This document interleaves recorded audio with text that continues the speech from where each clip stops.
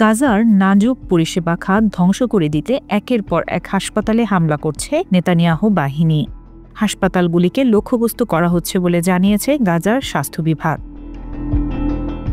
সবশেষ Nuseirat camp ও দক্ষিণ খান ইউনিসের বসতি খালি করতে বলার পরপরই উত্তর গাজার আল আলী হাসপাতালে হামলা করে তেল আবিব। অসুস্থ রোগী আর সাধারণ মানুষকে উদ্ধারে নেমেছে সাহায্যকারীরা। এদিকে গাজার সরকারি মিডিয়া অফিস ৩৫টি হাসপাতালের একটি তালিকা প্রকাশ করেছে, যা চলমান যুদ্ধের সময় ইসরায়েলি বাহিনী আক্রমণ করেছে।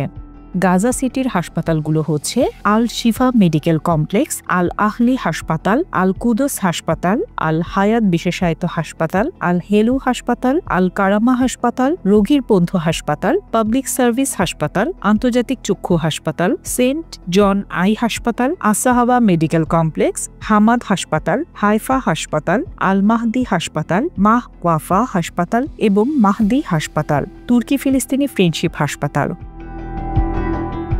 উত্তর গাজায় ইন্দোনেশিয়ান হাসপাতাল, কামাল আদওয়ান হাসপাতাল, বেইত হানুন হাসপাতাল, আল আদওয়া হাসপাতাল, সাইক্রিয়াট্রিক আল রন্টিসি হাসপাতাল, আল নাসেল চিলড্রেন হাসপাতাল, মোহাম্মদ আল দুরা হাসপাতাল, বিশেষায়িত চক্ষু হাসপাতাল, হ্যাপি আল ইয়েমেন হাসপাতাল, মুসলিম বিশেষজ্ঞ হাসপাতাল এবং জর্ডান ফিল্ড হাসপাতাল। এবং মধ্য গাজায় জাফা হাসপাতালে বোমা হামলা করা হয়েছিল। এছাড়া দক্ষিণ রাফাতে মোহাম্মদ ইউসেফ এল নাজার হাসপাতালেও পরিষেবা বন্ধ করে দেওয়া হয়েছিল। এছাড়া দক্ষিণ খান ইউনিসে নাসের মেডিকেল কমপ্লেক্স, আলজেরিয়ান বিশেষায়িত হাসপাতাল, দারেস সালাম হাসপাতাল এবং আল আমাল হাসপাতালে হামলা করে গুড়িয়ে দেওয়া হয়। সে হিসেবে গাজায় স্বাস্থ্য ব্যবস্থা একেবারেই ভেঙে পড়েছে। অন্যদিকে হামাসের একটি প্রতিনিধি দল মিশরীয় মধ্যস্থতাকারীদের দ্বারা আয়োজিত যুদ্ধবিরতি আলোচনায় অংশ নিতে কায়রোতে রয়েছে। এদিকে নেতানিয়াহুর ছেলে ইয়ার নেতানিয়াহু ফিলিস্তিন রাষ্ট্রকে স্বীকৃতি দেয়ায় ফরাসি প্রেসিডেন্ট ইমানুয়েল ম্যাক্রোকে মাতাল বলেছে।